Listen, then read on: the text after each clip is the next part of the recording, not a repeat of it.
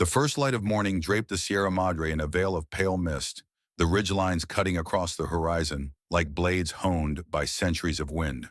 The air was sharp and cool, carrying the resinous scent of pine mixed with the dry tang of cactus. Alma Valdez, 17 years old, rode her stubborn old mule Sombra along a narrow mountain trail carved into the cliffside.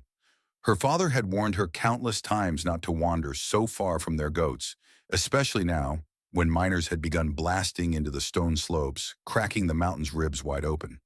But Alma was used to moving through danger. She carried an old Winchester at her side, her eyes keen, her movements steady like a girl raised more by the land than by people. Her father often said the mines would bring trouble. The detonations rattled the hills each afternoon, sending dust spiraling into the valleys. Birds disappeared from their usual roosts and streams turned cloudy with loosened soil. The Valdez family lived humbly, goat's maze, and a patched tin roof over their small hut. Trouble, her father claimed, would crush them faster than rockfall. Alma always nodded, but her heart was restless.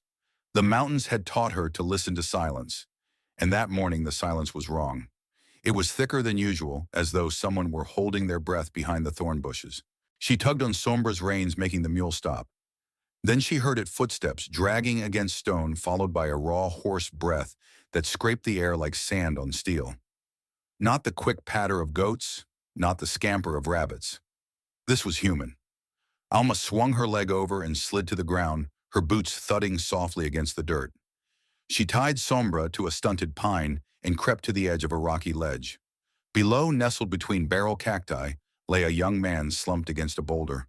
His arm was wrapped in a shredded agave fiber blanket, his right leg bound with rawhide soaked dark with blood. His skin was the color of sun-baked earth, his black hair tied low with a string of worn beads. Even unconscious, his hand clutched a dagger with a carved wooden hilt, its spiraled pattern like the trails drawn by the Rarámuri runners. Alma froze. She knew of the Rarámuri, the people of the mountains who could run longer than horses, who watched silently from the pine ridges when the miners exploded the hillsides. Her father had told her never to get involved, that one spark between the miners and the mountain people could burn them all. But as Alma looked at the blood seeping through the makeshift bandage, she felt her father's words scatter like ash in the morning wind.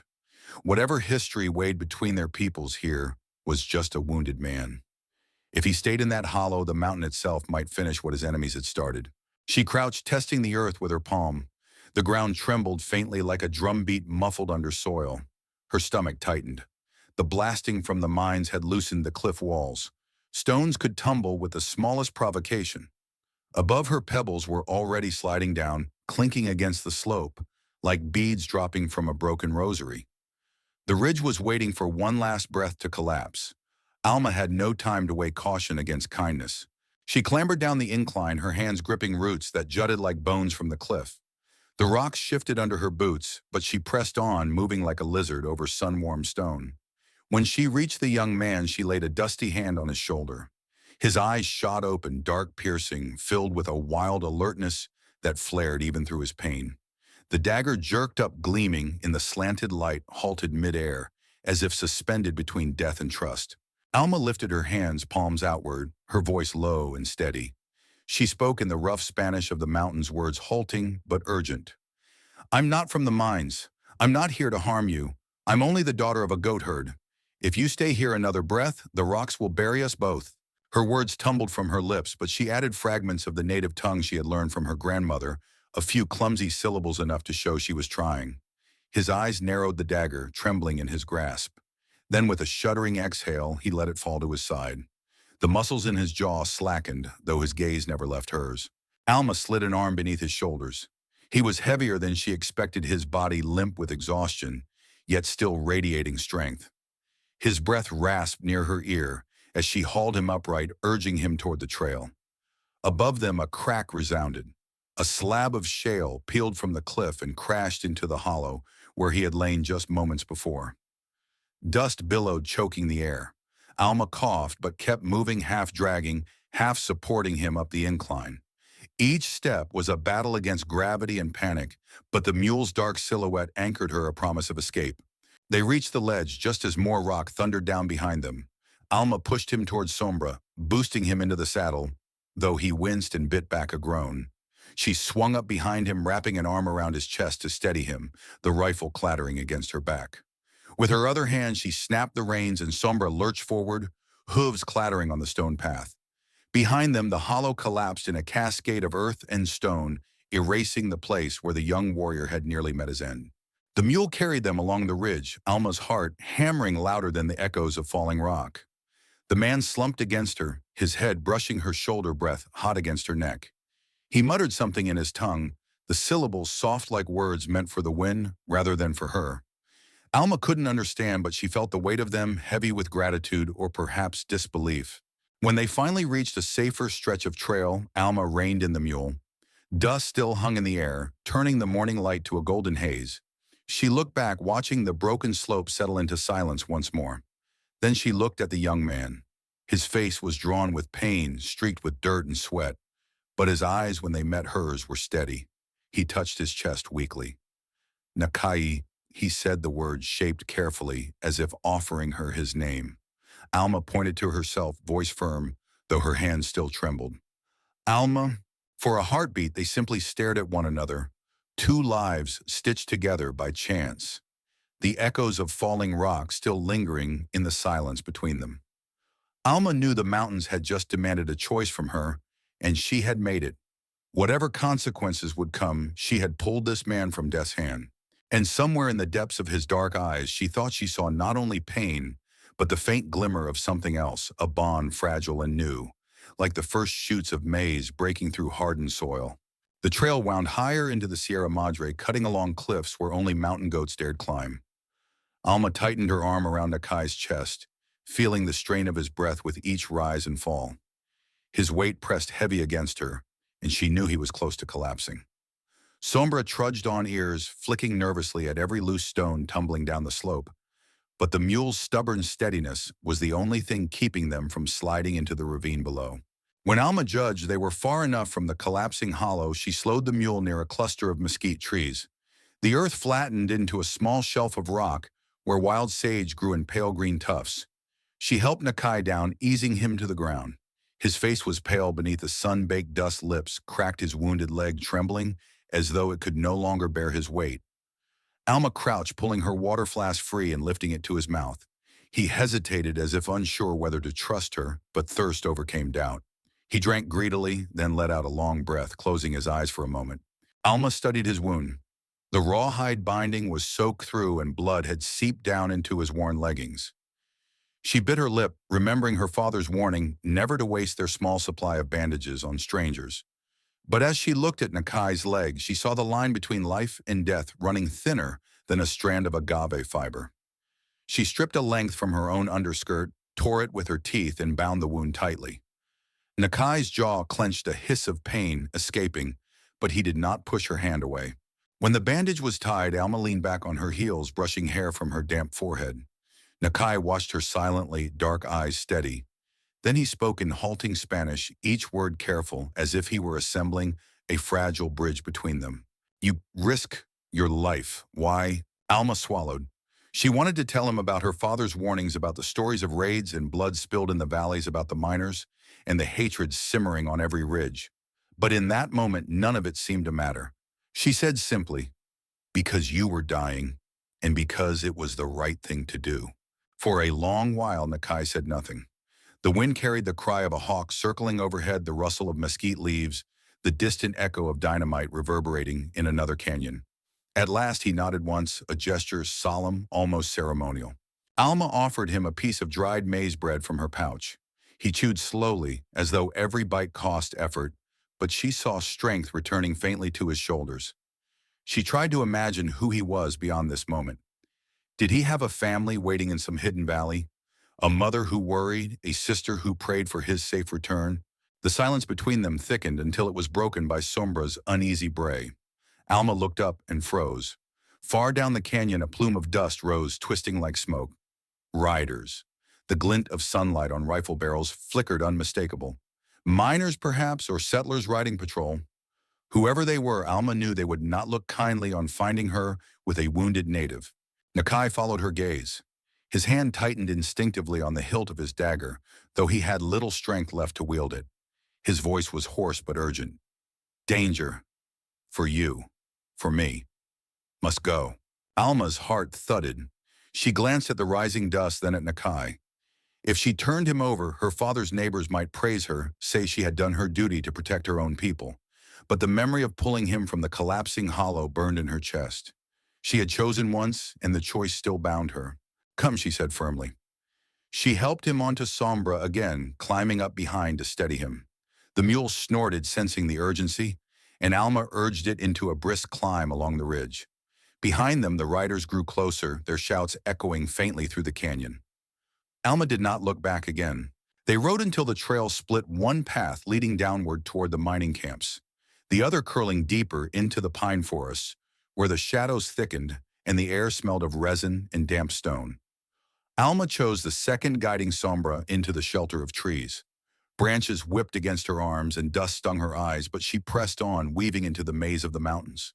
When at last she reined in, they were hidden beneath towering pines, the ground cushioned with needles the sunlight fractured into shards. Alma slid down, helping Nakai to the base of a tree. His breathing was ragged, but his eyes still held fire. He touched her sleeve, speaking softly in his own tongue, words she could not understand yet. She caught the tone, gratitude mingled with warning. Alma sat back, her chest heaving. She felt the weight of what she had done pressing down heavier than the cliffs themselves. Somewhere behind them, men with rifles scoured the canyon. Ahead lay only more mountains, and beside her, a stranger whose life she had bound to her own. In the hush of the pines, Alma realized there would be no turning back. The choice she had made on the ledge was only the beginning. The afternoon sun slanted through the tall pines, painting long golden stripes across the forest floor. Alma listened intently, her breath, shallow ears straining for any echo of pursuit. For now the canyon seemed quiet, but she knew silence could be deceptive. Miners and ranch patrols often moved like wolves, circling until they found their quarry. She shifted closer to Nakai, who rested against the rough trunk of a cedar, his wound freshly bound, but still seeping. His eyes were half-lidded yet alert, as though he fought sleep to keep from appearing weak. Alma dipped her flask into a trickling stream nearby, the water cold as melted snow. She pressed it to Nakai's lips, and this time he drank without hesitation. A faint tremor of trust had begun to weave itself between them, as fragile as spider silk, yet strong enough to hold the weight of survival. When he finished, she studied him quietly, noticing the scars on his forearms, old wounds healed into pale ridges, reminders of battles fought long before this day. She asked in soft Spanish, "Were you alone, or are your people near?" Nakai's lips curved faintly, not into a smile, but into something like pride. "Not alone," he managed. He pressed a hand to his chest, then pointed east, deeper into the folds of the Sierra Madre. Alma followed his gesture, imagining hidden valleys where families lived far from the reach of miners and soldiers, children running along the same trails where goats grazed, women weaving blankets beside firelight. She felt a pang of curiosity stronger than fear. But their moment was broken by a distant crack rifle fire. It echoed faintly across the ridges, then again closer. Alma stiffened, hand flying to her Winchester. Nakai straightened as much as his wound allowed, dagger glinting in his fist. The forest seemed to contract around them, every rustle suddenly sharp, every shadow a threat. Alma led Sombra into deeper cover, pulling branches down to disguise the mule's tracks. She crouched low beside Nakai, whispering, "If they find us, you must stay quiet. Let me speak." He looked at her, brow furrowed as though surprised by her determination. His voice was low, gravelly. "Why risk?" Alma's answer came without thought. "Because I already chose." The gunfire faded, swallowed by distance. Perhaps the riders had taken another trail. Alma exhaled, realizing only now how tightly she had been gripping the rifle. Nakai eased back against the cedar, and for a moment their eyes met in the dim light. His gaze softened, and though he said nothing, Alma understood the question of trust was no longer one-sided. As twilight fell, Alma built a small fire in a hollow shielded from the wind. She roasted strips of dried goat meat, the scent rising into the air. Nakai accepted a piece, chewing, slowly, eyes never leaving the shifting flames. In their glow, his features looked older, marked not just by pain, but by the weight of responsibilities Alma could only guess at. He tapped his chest again. "Nakai." She nodded, then touched her own chest. "Alma."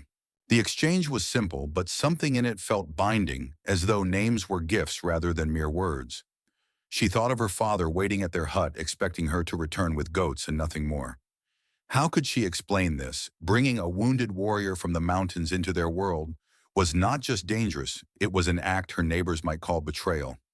Yet when she looked at Nakai, she knew turning away would haunt her more than any scorn. The forest grew colder as night deepened. Coyotes howled from the ridges, their calls bouncing off the stone walls of the canyon.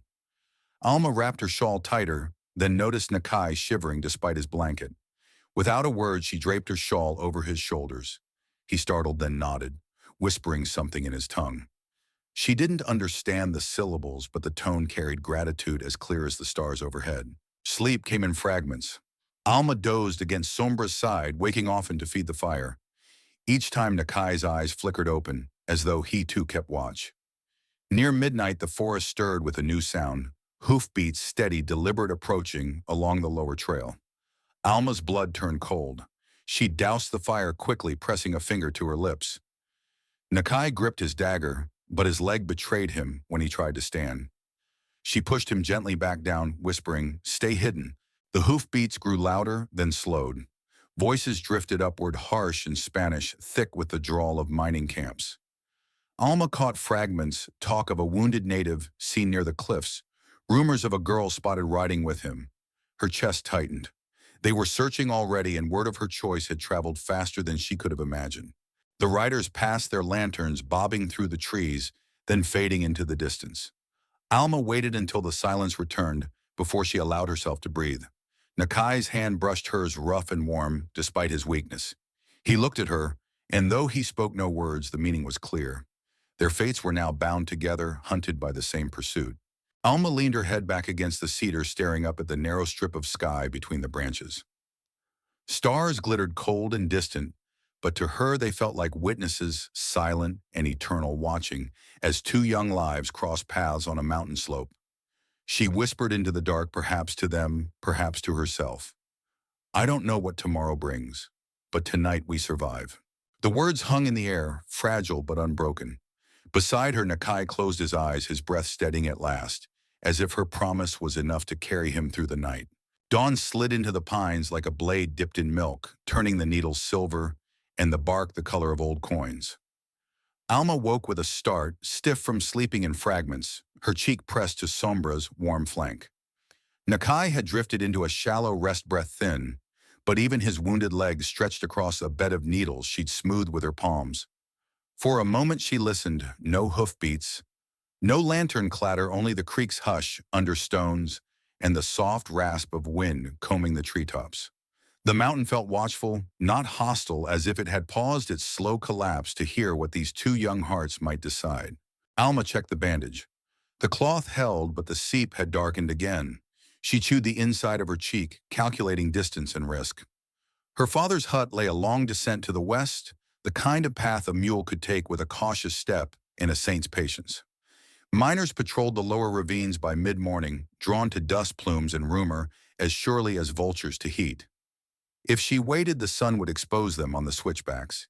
If she moved now, they might slip beneath the eyes of a day not yet fully awake. She touched Nakai's shoulder. His eyes opened at once, pupils widening, then settling when he recognized her face above him. "We have to ride," she whispered. "My home is closer than your valleys, and your leg needs a mother's hands, not mine."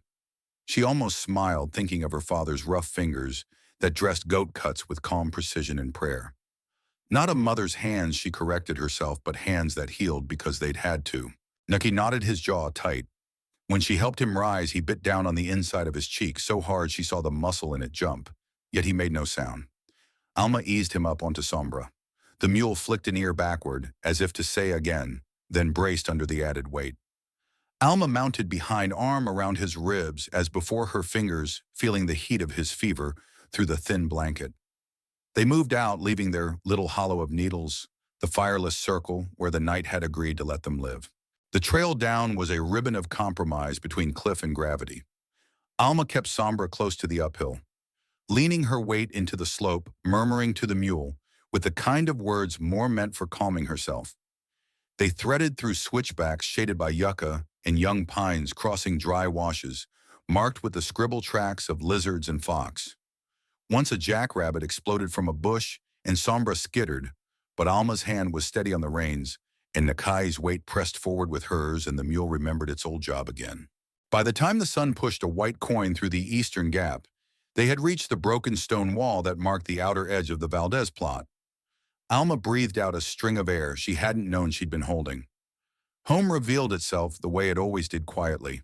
A square of ground packed hard by 1,000 footsteps, a garden half wild with squashes and beans. The hut's tin roof patched and repatched until it looked like a map of small salvations. Smoke rose in a thin line from the chimney. The goats, offended at late milking, bleated their grievances. Her father stepped into the doorway, a tin cup in his hand, face cast in that unreadable light that turns worry into something like stone. His hair, gone silver in streaks, was tied at the nape. His shirt had a new tear near the shoulder. His eyes found Alma first and softened, then traveled past her to the figure on the mule. The softening stopped. Alma, he said the name, both a blessing and a warning.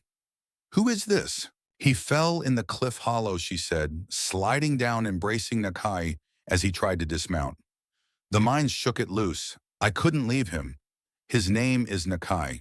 Her father swallowed whatever words rose first. He set the tin cup down on the door ledge. The goats milled. The morning kept being morning. Then he stepped forward and took Nakai's weight from Alma without looking at her, his shoulder becoming a second crutch. Up close, he smelled of smoke and lanolin and coffee. He led the young man inside, saying nothing, as if deferring the verdict to a later court. Alma followed. The hut was one room swept clean with a broom of palm fronds, the corners dim until the sun lifted itself to the skylight's angle. The table bore a scar where a pan had landed too hot years ago. In the far corner, a small shrine with a faded saint's picture and a bowl of smooth stones from the creek held watch. Her father motioned to the pallet under the window. Nakai sank to it, his breath stuttering when the leg bent. They worked together without words at first. Alma fetched boiled water from the brazier. Her father unwrapped the bandage with the patience of someone unafraid of blood. The wound had torn deeper than she'd known. The edges were ragged where rock had kissed flesh without mercy. He cleaned it with an infusion of mountain oregano. He kept corked in a brown bottle, then stitched with gut thread, pulled from a tin that looked older than Alma. Nakai's hand pressed into the pallet hard enough to whiten his knuckles, but he didn't cry out. When her father tied the last knot, he sat back and finally looked at Alma long enough for the weight of the gaze to land. The mountain sent you a test, he said quietly, and you answered it in the only way that lets us keep sleeping at night. Then the quiet burned, and he added, and the valley will not thank you. Alma's laugh was like a cough she regretted. I know. They gave Nakai broth. He drank slowly at first, then with the hunger of someone who remembers the taste of strength. A little color crept back into his face. He spoke a thread of Spanish woven through his own words, thanking them with the care of someone laying stones across a stream. Alma's father nodded once, as if to say, I hear you, even if we don't share all the sounds. The goats needed milking. The garden needed water. Morning wanted its tribute. Alma stepped outside with the pails. The light had sharpened. Somewhere downhill, faint as a rumor, came the pop of a shot. Not a hunting shot, quick and near, but the lazy, thoughtless kind men fire when they want to remind the world they are awake and armed. Through the notch in the hills, she saw dust lift along the lower road. She carried the milk back inside. Her father had already placed his old revolver under the table, the way some people set bread. His eyes found hers, and they spoke without sign. We have little, but what we have, we will defend not with pride, but with rightness. Before the clock of the sun could turn another quarter, hoofbeats reached the yard. 2 riders, then 5, then 9. The kind of men who wear their hats so low you can only see the smirk their mouths learned in saloons. Their leader had a red scarf tied carelessly at his neck and a rifle that had known more hands than he had known prayers. Alma recognized him as Rojas, a foreman from the middle pit, a man who brooked no delays when it came to blasting, and brooked even fewer when it came to questions about whose land was whose. Rojas reined in so close his horse's breath blew dust into the doorway. Morning, Valdez, he said the greeting, an ownership claim. His eyes slid past Alma and into the dim, where Nakai lay under the window. We got word a native boy was pulled out from under a cliff, seen riding with a girl on a gray mule. Either of you know anything about that? Alma's father stepped into the doorframe, filling it with the quiet bulk of a man who has stood in weather long enough to be weather himself. "We've heard many things this morning," he said. "Goats complain loudest." Roja smiled the way a cat smiles at a sparrow that has forgotten it can fly. "Cute." He lifted a hand and his men spread casually like oil, widening on water, fanning along the fence, peering into corners that weren't theirs. One of them swung himself from the saddle and took a step toward the window. Alma felt the breath in the room tense like a lariat just before the throw. She stepped forward before thinking, placing herself between the man and the pallet. "This is our home," she said, the words coming out steady and low. "There's nothing here for you." The man grinned, and in the grin was hunger and boredom, and the itch to turn one or the other into fun. Rojas flicked two fingers. "Easy," he said to his man. "We're only here for what belongs to the company. A boy from the hills cut one of ours and ran. We intend to have a chat about that." Inside the hut, Nakai's hand found the edge of the pallet. Alma could feel rather than see the way his body angled, ready to rise and make of himself either target or witness. Her father's revolver ticked its dull metal under the table like a second heart. Then another sound threaded the yard, different hoofbeats, softer and more measured, like speech instead of shouting. Rojas half-turned irritation pulling at his mouth. Along the upper path through the narrow gate of ocotillo stems came 3 riders and a dozen more on foot, moving with the slope rather than against it. Their clothes were earth colors, their hair bound, their faces painted not for war, but for knowing where their faces ended and the mountain began. At their head walked an older man, whose step was unhurried in that way only men with nothing left to prove can afford. He carried no rifle. Across his shoulders lay a woven blanket with a pattern that made Alma think of rivers seen from high ground. The yard held its breath. Rojas's men laughed without sound, hands drifting toward triggers as if of their own accord. Alma's father did not move. Alma felt her own heartbeat settle into a strange calm, as if the right chapter had finally reached the right page. The elder stopped short of the doorway, leaving space as a form of speech. When he looked at Alma, it was with a patience that saw both her and the shadow of the choice she had made. He spoke in his language first, the syllables carrying pine and stone. Then in careful Spanish, "We come for the one you pulled from the mountain's mouth. We come with thanks, and with words." Rojas let out a laugh that hit the yard like a bottle chucked from a porch. "You're late to the party, abuelo. Company business is already at the table." The elder's eyes slid to him without haste, as though taking in a gust that would soon blow itself out. He set down the blanket he carried. On it lay gifts that were not bribes but tokens. A pouch of pine nuts, a length of braided horsehair, a small curved bow carved with the clean confidence of a steady hand. He did not push them forward. He simply let them rest where all eyes could rest upon them. "We owe a debt," he said. "Life given when the mountain wanted it back. Debts are bridges. We keep them or we fall." For a blink of time, the yard forgot to choose a side. Alma felt the world gather itself for a decision that could turn either way with the weight of a word. She drew a breath that tasted like smoke and sap and dust, and the beginning edge of hope. Download as audio. The yard lay quiet beneath the rising heat of mid-morning. The only sounds the restless shifting of horses and the faint creak of saddles. Rojas spat into the dust and nudged his horse forward a step, the red scarf at his throat fluttering like a challenge. "Debts and gifts," he sneered. "Those don't pay for blood spilled. One of ours is lying cold because of your kind." His men muttered in agreement, rifles hanging loose in their hands but ready to lift at a glance. The elder did not flinch, his eyes dark and deep as the canyon beyond the ridge fixed on Rojas without anger. He spoke again, words slow and deliberate, and Nakai from the pallet inside struggled upright to translate, in halting Spanish. He says, "The man who died was not by our hand. Another bandiron horse makes war on both of us. They raid you, they raid us. They leave tracks but not their names. We bleed the same." Alma felt every ear in the yard bend to the weight of those words. Her father's eyes narrowed with thought, remembering the times goats vanished without trace or tools disappeared from sheds. She herself recalled the tracks in the dust that had never matched the stories miners swore were Comanche.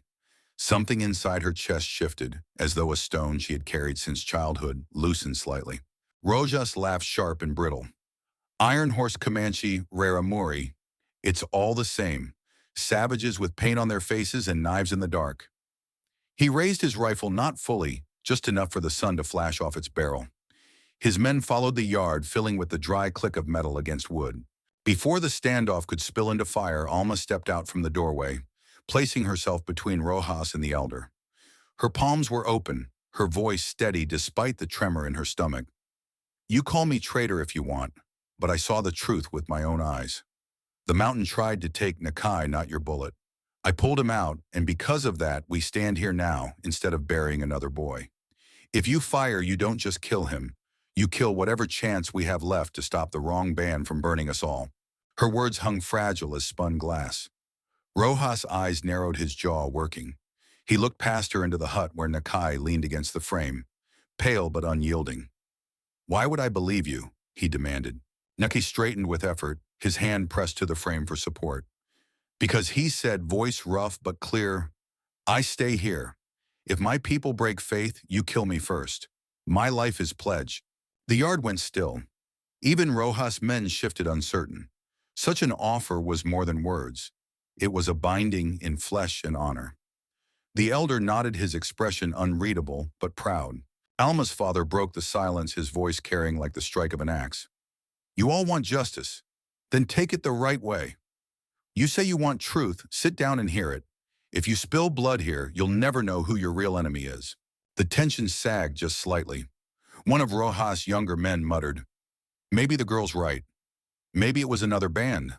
Another shifted his rifle back to rest, not ready for fight. Rogas saw the doubt bleeding through his ranks. His teeth clenched, but he lowered his rifle with a sharp gesture. "1 hour," he said. 1 hour to talk. Then I decide." The elder inclined his head in solemn acceptance. He gestured to his companions, who laid their gifts carefully on the ground, between both sides, symbols of peace offered, but not forced. Rojas swung from his saddle boots, striking dust. His men followed, fanning out, but no longer aiming their rifles. Alma let out a breath she hadn't realized she'd been holding. Her hands trembled, but she kept her shoulders square. In her chest, a strange fire burned, fear. Yes, but also something fierce and unbending. She had thrown herself between enemies, and somehow the world had paused instead of shattering. Naki sank back against the doorframe, sweat glistening on his temple, but his eyes never left hers. In them, she saw both gratitude and the echo of a promise that this hour they had wrestled from violence would matter, even if the mountains themselves had to remember it. Around them, the goats quieted as if sensing the shift.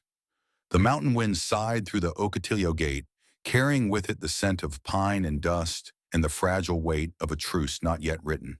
They made a circle because the earth prefers things decided that way.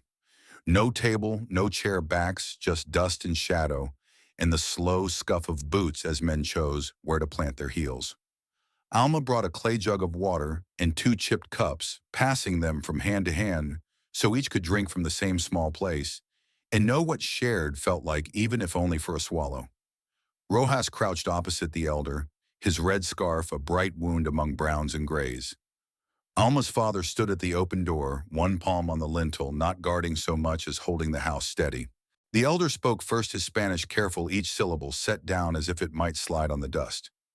"We came to say the knife that found your man was not ours. We came to say we have been hunted too. You call them Iron Horse. We call them those who drag thunder into the pines and want the mountain quiet so they can hear their own pockets fill. They take from us and throw bones for you to find. Then you blame us and light the hills." Rojas's mouth tightened. "And what do you gain by telling me stories about other ghosts while my company bleeds men?" The elder did not blink. He turned his palm up. In it lay a small thing wrapped in buckskin. He unfolded it and set the contents on the ground between them, a brass button stamped with the mining company's crest, dulled by sweat and grime, and a strip of blue cloth torn from a jacket hem. Beside them, he placed a narrow iron plate pitted with rust, pierced by a square nail. "These were taken from men who raided our canyon last moon," he said. "They carried rifles that stank of oil we do not use, and their horses wore iron shoes, angled like those your farriers favor. They left behind words in your tongue, curses at a foreman named Calderon." At that name, one of Rojas's men flinched so small it might have been a fly. Alma's eyes snapped to him. He saw her see and looked at the ground, drawing circles in the dust with the toe of his boot. Rojas's laugh was short and mean, but it did not reach his eyes. Calderon has gone north. He left weeks ago. The elder tilted his head, a gesture that could have meant pity or patience. The mountain does not lose track of feet.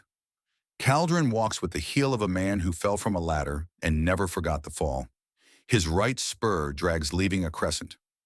We found that crescent where the raid began and again where it ended. You can say he has gone north. The mountain says he leaned on his right leg yesterday evening near the dry cedar above Arroyo de Huesos. A murmur went through the circle, thin as wind through Ocotillo. Alma watched Rojas's jaw work a muscle, climbing and falling. He spit into the dust, but softer this time. You expect me to believe he turns my own men against me and plays at raiding to start a war? Nakai's voice came from the doorway, roughened by pain but steady. Not all of your men. Some who hate both our peoples and some who follow coin. Iron Horse is not a tribe. It is a hunger given a name so knives can eat in the dark. The younger miner who had flinched spoke without looking up. I saw Calderon 3 nights ago by the Black Canyon. He was drunk. He asked for powder and said the hills are going to learn who runs them. I thought he was boasting. He had a new band around his hat with little iron squares sewn on. He said a railroad man gave it to him for a job done once along the tracks down valley. Rojas turned on him. And you only say this now. The young man shrugged, shame stiff in his shoulders. I did not know which man I worked for when I kept quiet. I know now. Silence walked the circle, touching each face in turn. Alma poured water again, the cups moving without words. Her father crouched, took a stick, and scratched the yard into a map. The lower road, the Black Canyon, Arroyo de Huesos, like a crooked spine. He marked their hut with a small square, and the mining camp with a circle. Then he drew a line of triangles along the ridge eastward. If Iron Horse is a hunger, it eats the same way each time. It needs a mouth and it needs a throat. The mouth is where they gather. The throat is where they pass because it is easiest. You cannot change a mouth in a day, but sometimes you can close a throat. The elder's eyes warmed, a brief ember behind stone. There is a saddle between 2 bad slopes, he said, laying the horsehair braid across the map where the lines of triangles pinch together. Men who do not live here choose it because the wind hides their smell and the rocks muffle their steps. We use it to move quickly when we must. If we wait on both sides, we can speak to those who think they can pass unseen. Rojas studied the crude map. His hands had stopped fidgeting. What you want is to lure them into a pinch and take them. You want us to work with you and swallow 16 years of graves while we do it. Alma could feel the old grief crowding behind his words the way a storm gathers behind a ridge. She did not argue the grief. She set her hand on the dust where her father had drawn the little square for their house. I want the next 16 years not to look like the last, she said. And today you are strong here because you came 9 men with rifles. Tomorrow maybe they come 20. Maybe they stop raiding us and start burning your wagons for blame again. If Iron Horse lives on hate and stolen powder, then every time you aim at the wrong face, you feed it. Let it starve. The elder lifted the small carved bow from his blanket and laid it between them. We do not bring weapons to your yard. This is a sign only. If you choose this plan, the boy whose life you saved stays as he offered. His life will be the measure of our words. If my people break faith, I will carry his death back to my fire and no one will call it murder. That is the size of my pledge. Nakai was watching the elder, a tightness around his mouth that had nothing to do with pain. He nodded once, not to the old man, but to Alma, as if to say the choice that bound him began with her hands pulling him from the mountain. Rojas rubbed his jaw until the skin there went white, then let his hand fall. He looked at his men. The younger one who had spoken stared back, eyes too bright. Another studied the map as if it were a story he had always wanted to hear told straight. Rojas could feel his command standing on gravel. In the end, he nodded, not because he trusted, but because the hour had given him too many reasons not to shoot and too few to leave. 1 hour more, he said. We take the saddle at dusk. You show me Calderon's crescent. If I smell a lie, I will bring the whole camp down on these hills and we will be done with speeches. The elder inclined his head. Dusk then. He gathered the gifts once more but left the horsehair braid on the dirt map, a marker for the throat they meant to close. His people rose as one moving with the slope, the way water does when it recognizes a channel.